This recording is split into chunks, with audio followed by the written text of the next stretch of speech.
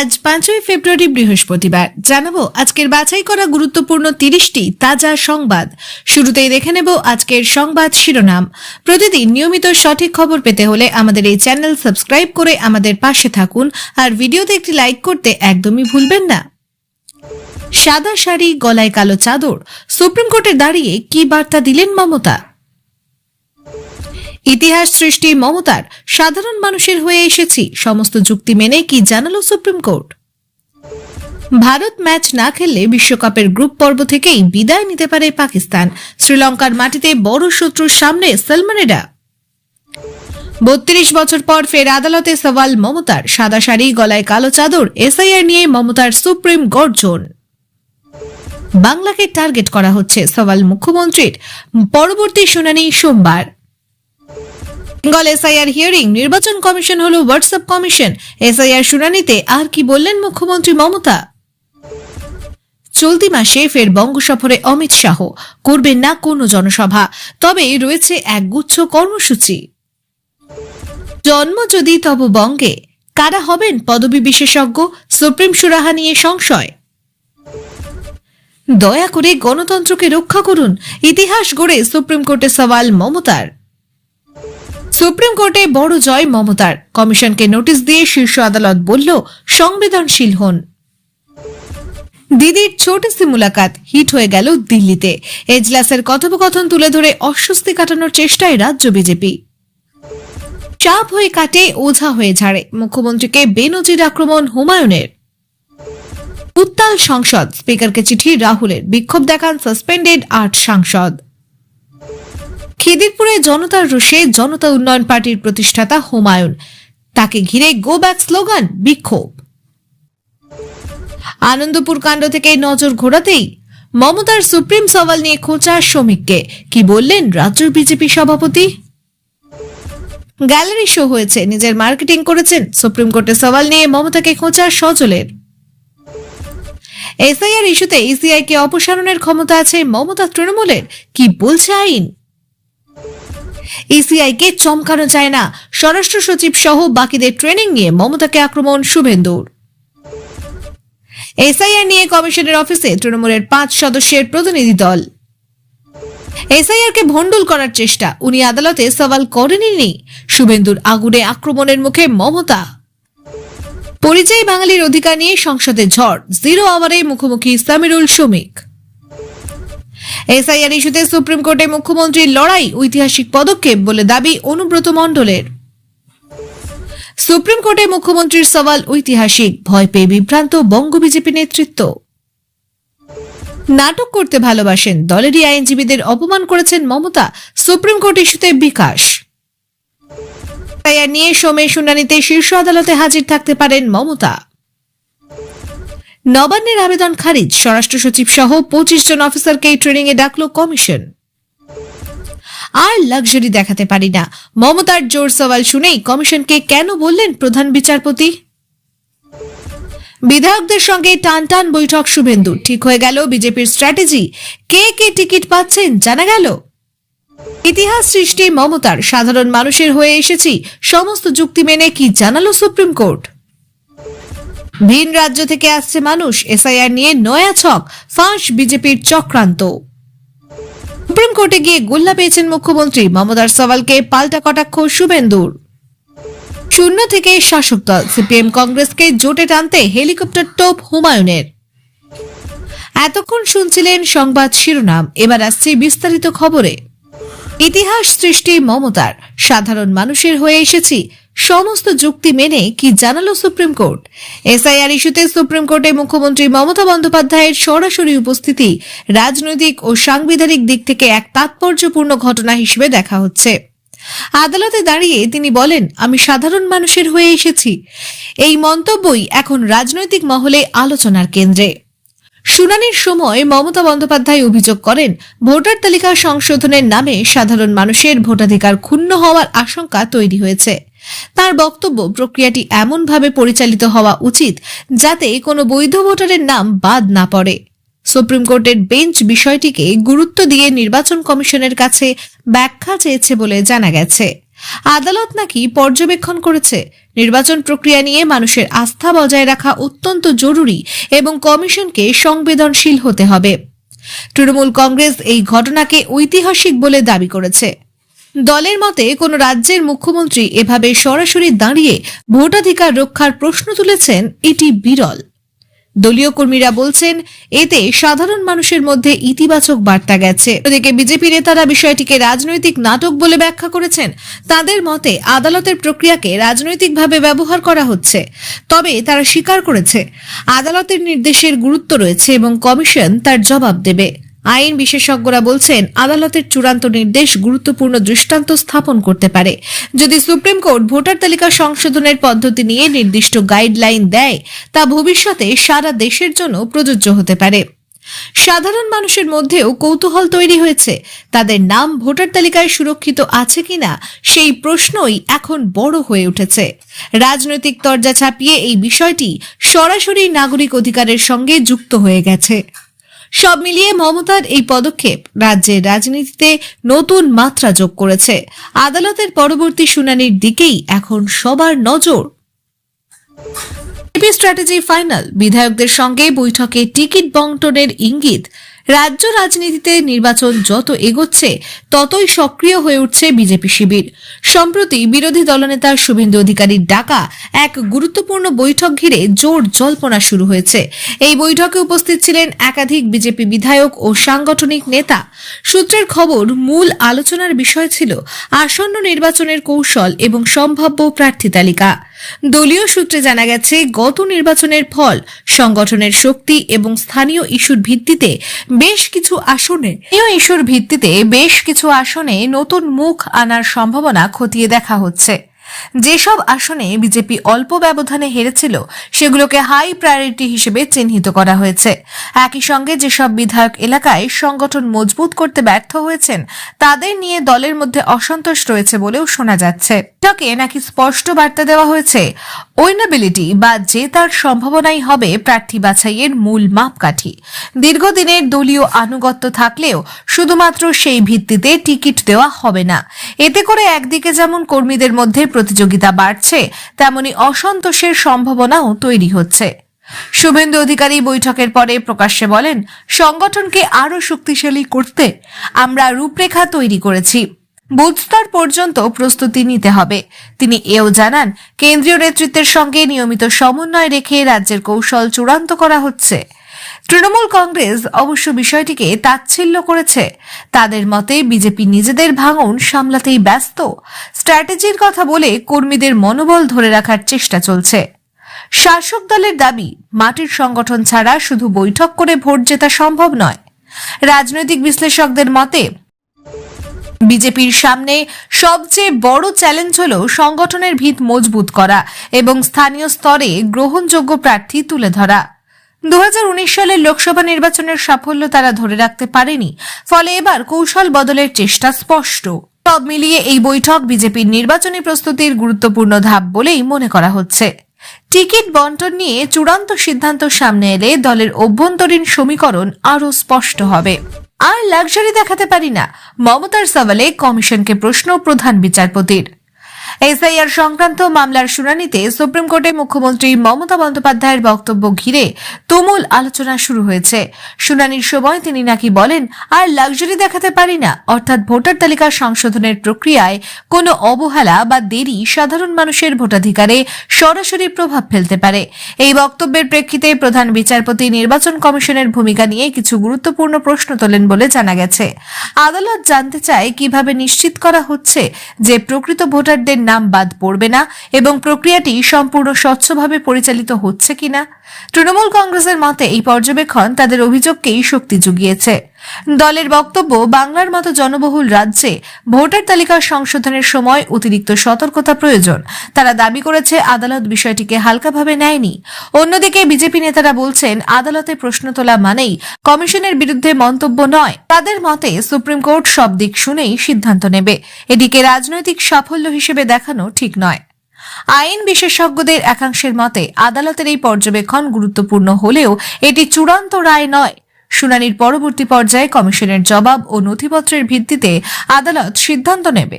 তবে আদালত যদি নির্দিষ্ট নির্দেশ দেয় তাহলে ভবিষ্যতে ভোটার তালিকা সংশোধনের প্রক্রিয়ায় নতুন মানদণ্ড তৈরি হতে পারে। সাধারণ মানুষের মধ্যে এই বিষয়টি নিয়ে উদ্বেগও বাড়ছে। বিশেষত যারা নিয়মিতভাবে ভোটার তালিকা যাচাই করেন না, তাদের মধ্যে আশঙ্কা, নাম ঠিক আছে তো? প্রশাসনের পক্ষ থেকে জানানো হয়েছে, নাগরিকরা নির্দিষ্ট ওয়েবসাইট বা বুথ লেভেল অফিসারের মাধ্যমে তথ্য যাচাই করতে পারেন। সব মিলিয়ে মমতার বক্তব্য এবং আদালতের প্রশ্ন দুটি রাজনৈতিক এবং সাংবিধানিক দিক থেকে তাৎপর্যপূর্ণ।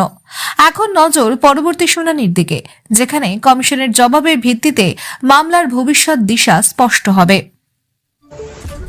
নবান্নের আবেদন খারিজ, স্বরাষ্ট্র সচিব সহ 25 অফিসারকে ট্রেনিংয়ে ডাকল কমিশন। এসআইআর প্রক্রিয়া ঘিরে রাজ্য সরকার ও নির্বাচন কমিশনের টানাপোড়েন আরও স্পষ্ট হল নতুন সিদ্ধান্তে। সূত্রের খবর, নবান্নের তরফে কিছু প্রশাসনিক আধিকারিককে ট্রেনিং থেকে অব্যাহতি দেওয়ার আবেদন করা হলেও তা খারিজ করেছে নির্বাচন কমিশন। উল্টে স্বরাষ্ট্র সচিব সহ প্রায় 25 জন উচ্চপদস্থ অফিসারকে নির্ধারিত প্রশিক্ষণে উপস্থিত থাকার নির্দেশ দেওয়া হয়েছে। কমিশনের এই পদক্ষেপ প্রশাসনিক মহলে যথেষ্ট তাৎপর্যপূর্ণ বলে মনে করা হচ্ছে, কারণ সাধারণত মাঠ পর্যায়ের আধিকারিকদেরই বেশি করে নির্বাচনী প্রশিক্ষণে ডাকা হয়, কিন্তু এবার শীর্ষ পর্যায়ের আমলাদের অন্তর্ভুক্ত করা হয়েছে। কমিশনের যুক্তি, এসআইআর প্রক্রিয়া অত্যন্ত সংবেদনশীল এবং তাতে যুক্ত প্রত্যেক স্তরের আধিকারিককে প্রক্রিয়ার খুঁটিনাটি বুঝে নিতে হবে। রাজ্য সরকারের একটি অংশের দাবি, এত উচ্চস্তরের আমলাদের একসঙ্গে ট্রেনিংয়ে ডাকলে প্রশাসনিক কাজে ব্যাঘাত ঘটতে পারে, বিশেষ করে আইন শৃঙ্খলা দপ্তরীয় কাজকর্ম এবং চলতি প্রকল্পগুলোর তদারকিতে প্রভাব পড়তে পারে বলেই তারা আশঙ্কা প্রকাশ করেছে। সেই কারণেই নবান্ন নাকি সময় পরিবর্তন বা আংশিক অব্যাহতির আবেদন জানিয়েছিল। তবে কমিশন সূত্রে ইঙ্গিত, নির্বাচনী প্রক্রিয়ার স্বচ্ছতা ও নিরপেক্ষতা নিশ্চিত করাই এখন সর্বোচ্চ অগ্রাধিকার।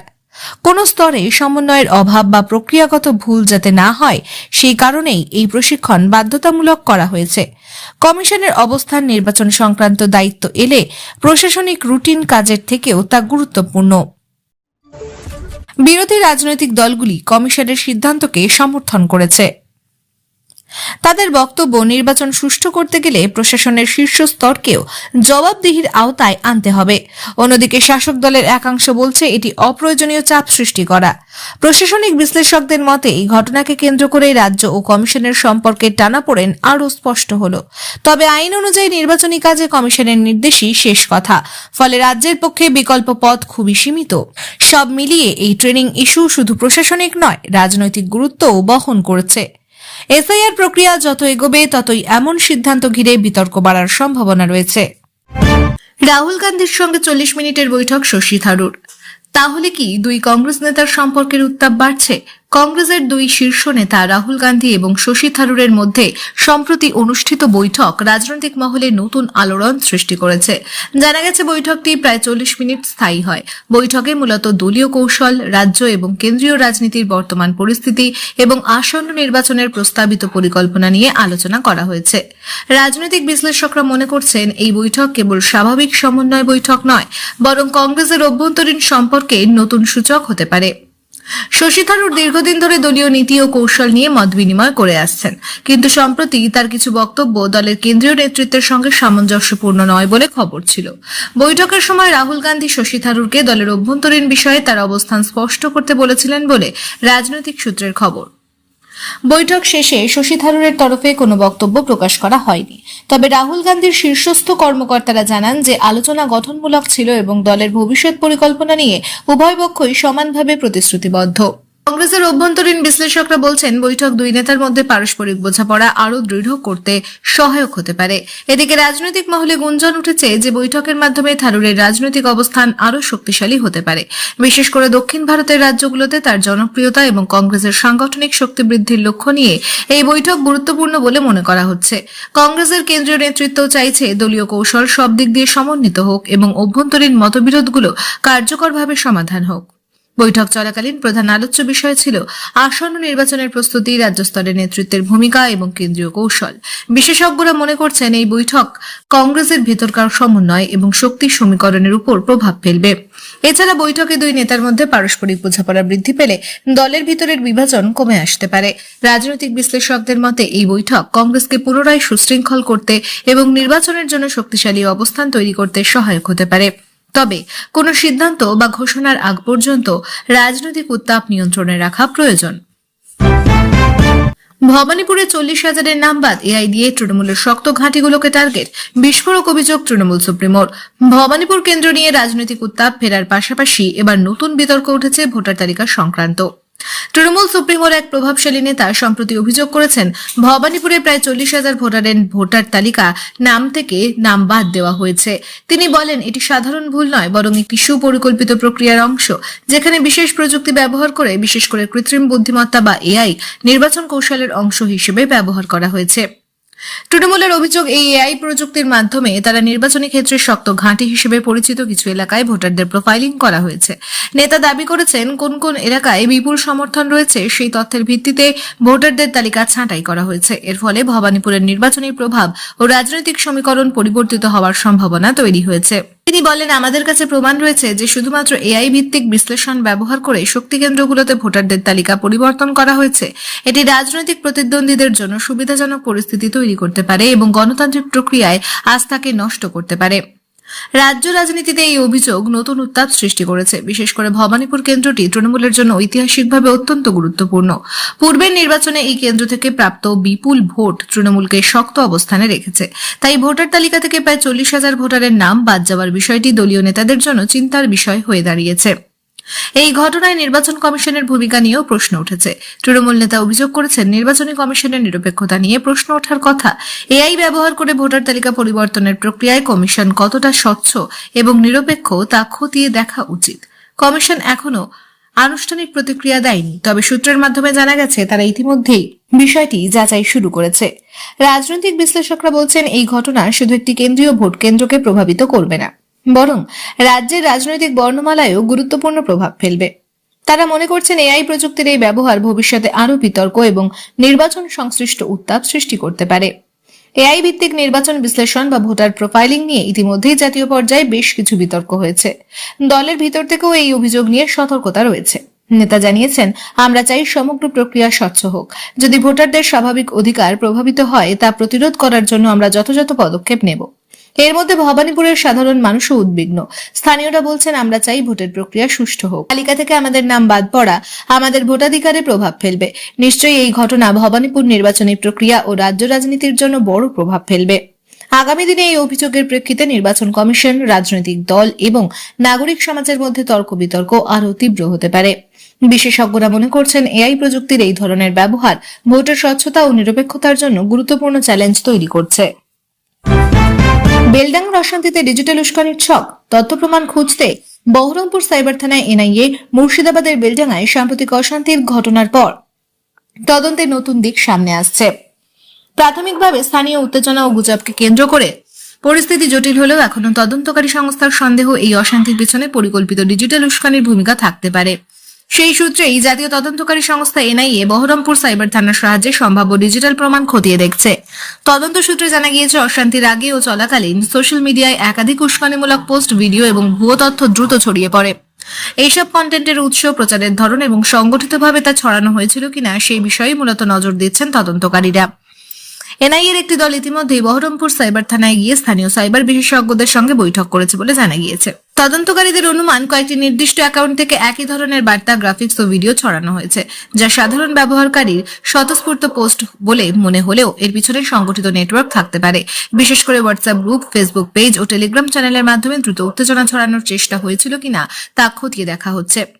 একজন তদন্তকারী আধিকারিক জানিয়েছেন ডিজিটাল ফুটপ্রিন্ট এখন বড় প্রমাণ। কে প্রথম পোস্ট করেছে, কোথা থেকে ফরওয়ার্ড হয়েছে, কোন আইপি অ্যাড্রেস ব্যবহার হয়েছে সব খতিয়ে দেখা হচ্ছে। ইতিমধ্যে কয়েকটি মোবাইল ফোন, ল্যাপটপ ও অন্যান্য ইলেকট্রনিক ডিভাইস ফরেনসিক পরীক্ষার জন্য পাঠানো হয়েছে বলে সূত্রের খবর। স্থানীয় প্রশাসনের একাংশও স্বীকার করছে মাটির পরিস্থিতি যতটা না উত্তপ্ত ছিল তার চেয়ে বেশি উত্তেজনা তৈরি হয় অনলাইনে ছড়ানো বার্তা ঘিরে। কিছু ভিডিও পুরনো ঘটনার হলেও তা নতুন বলে চালানো হয়েছিল বলে অভিযোগ। ফলে সাধারণ মানুষের মধ্যে বিভ্রান্তি ও ক্ষোভ বাড়ে। তবে এখনো পর্যন্ত এনআইএ আনুষ্ঠানিকভাবে কিছু জানায়নি, তারা কেবল বলেছে সব দিক খতিয়ে দেখা হচ্ছে। রাজনৈতিক মহলেও এই তদন্ত ঘিরে শুরু হয়েছে চাপানোতর। শাসক দল দাবি করেছে রাজ্যকে অস্থির করার জন্য বাইরে থেকে পরিকল্পিতভাবে ডিজিটাল অপপ্রচার চালানো হচ্ছে। অন্যদিকে বিরোধীদের বক্তব্য, আইন শৃঙ্খলার ব্যর্থতা ঢাকতেই ডিজিটাল তত্ত্ব আনা হচ্ছে। সাইবার বিশেষজ্ঞদের মতে এখন সংঘর্ষ বা অশান্তির আগে অনলাইনে ন্যারেটিভ বিল্ডিং একটি বড় কৌশল হয়ে উঠেছে। ভুয়ো ছবি, এডিট করা ভিডিও, বিভ্রান্তিকর ক্যাপশন এইসব ব্যবহার করে মুহূর্তে জনমত প্রভাবিত করা যায়। তাই এই তদন্ত ভবিষ্যতের জন্য গুরুত্বপূর্ণ দৃষ্টান্ত হতে পারে। বেলডাঙ্গার সাধারণ মানুষ অবশ্য চান দ্রুত শান্তি ও স্বাভাবিক পরিস্থিতি ফিরুক। তাদের অনেকেই বলছেন, আমরা যা দেখেছি আর অনলাইনে যা ছড়িয়েছে দুটো এক নয়। সেই ফারাকটাই এখন খুঁজে বের করার চেষ্টা করছে তদন্তকারী সংস্থাগুলি।